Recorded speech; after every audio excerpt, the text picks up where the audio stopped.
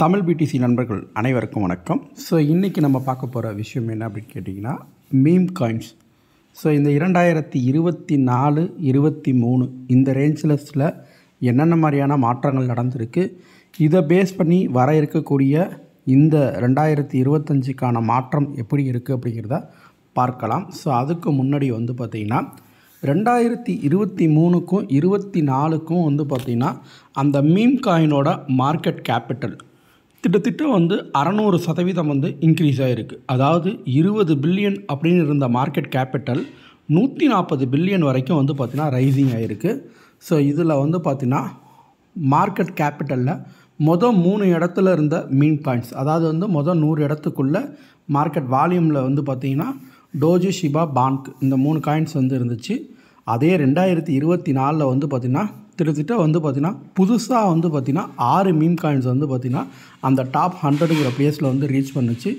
அதே போல் மீம் காயின்ஸை பொறுத்த வரைக்கும் இந்த இருக்கக்கூடிய அந்த 9 காயின்ஸில் பார்த்திங்கன்னா கிட்டத்தட்ட பார்த்திங்கன்னா 6 காயின்ஸ் பார்த்திங்கன்னா பைனான்ஸில் லிஸ்ட்டாக இருந்துச்சு.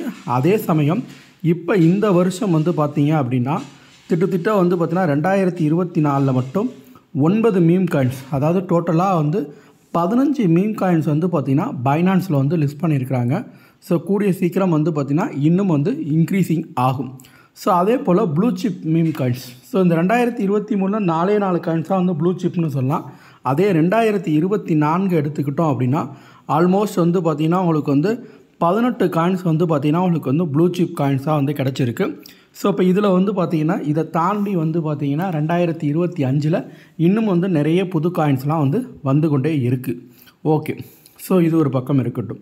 ஸோ அதே போல் மார்க்கெட் கேபிட்டலில் பார்த்திங்கன்னா எந்த செயினில் அதிகமான அந்த மீம் காயின்ஸ் ப்ரொடக்ஷன் ஆகிருக்கு அப்படின்னா ஈத்தீரியம், அதே போல் சொலோனா. ஸோ சொலோனாவில் பார்த்திங்கன்னா 4 ப்ராஜெக்ட்ஸ் மேலே பார்த்திங்கன்னா அச்சீவ் பண்ணியிருக்கு. அதே போல் பார்த்திங்கன்னா எத்தீரியமில் 3 ப்ராஜெக்ட், அதாவது பார்த்திங்கன்னா 1 பில்லியன் அப்படிங்கிற அந்த மார்க்கெட் கேபிட்டலில் இருக்கக்கூடிய காயின்ஸ். ஓகேவா? ஸோ இதுதான் மெயின். ஸோ ஆல்மோஸ்ட் சொலோனா செயின் தான் பார்த்திங்கன்னா அதிகமான மீம் காயின்ஸ் அச்சீவ் பண்ணியிருக்கு.